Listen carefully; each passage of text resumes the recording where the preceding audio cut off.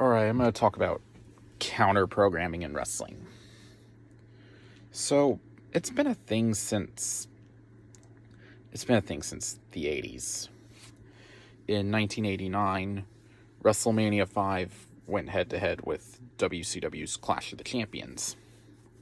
And this was before social media or the internet, so nobody complained about that. But now it's happened in recent years. In 2023, Double or Nothing competed with an NXT show. I'd have to look it up to see what it was. And just last week, Double or Nothing competed against NXT Battleground. And to be fair, Saturday night's main event was the night before that. I don't consider that counter programming because it really wasn't going head to head with anything. But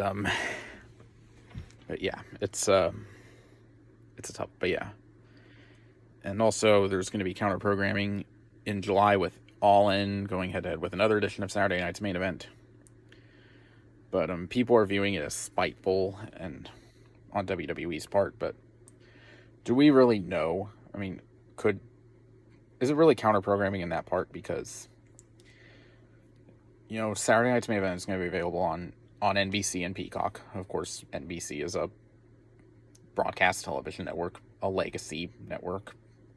Of course, that's going to get more views. And it's streaming on Peacock.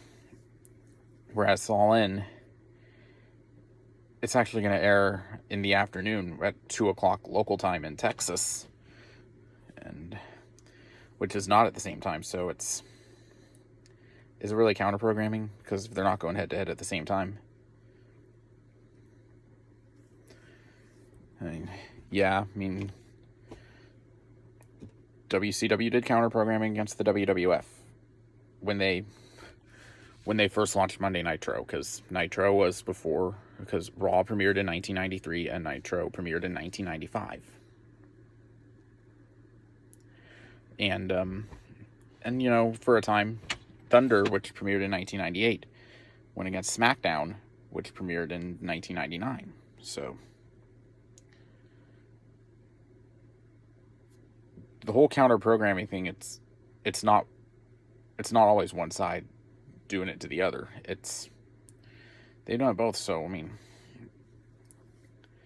yeah, maybe it's easy for people to perceive something like that, but perceived as that, but it's really hard to say whether it is or not. And quite honestly, the whole superiority thing is an opinion. I support AEW and I believe it's better than WWE. That's just because they deliver in the ring. Best pay-per-views of the year.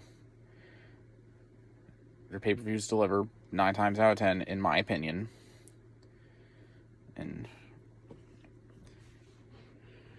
yeah, and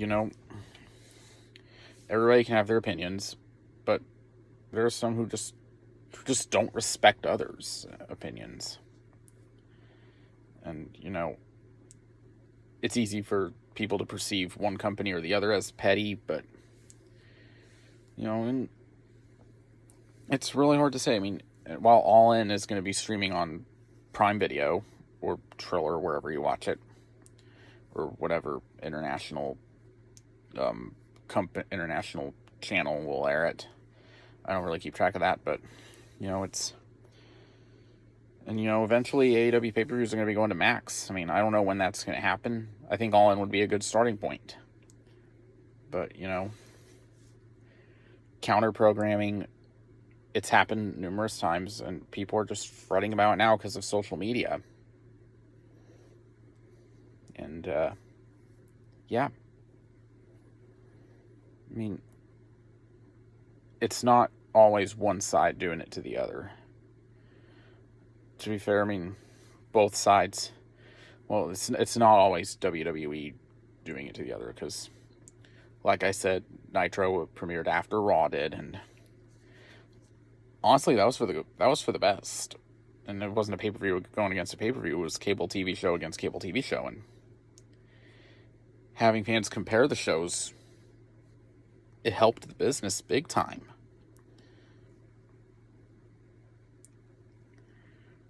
And TNA did it in 2010. I mean, yeah, we don't talk about that because TNA got completely destroyed by WWE. Impacted by Raw, really. But, that just further proves my point that it's not always WWE counter-programming. So, yeah. That's all I really gotta say. Out.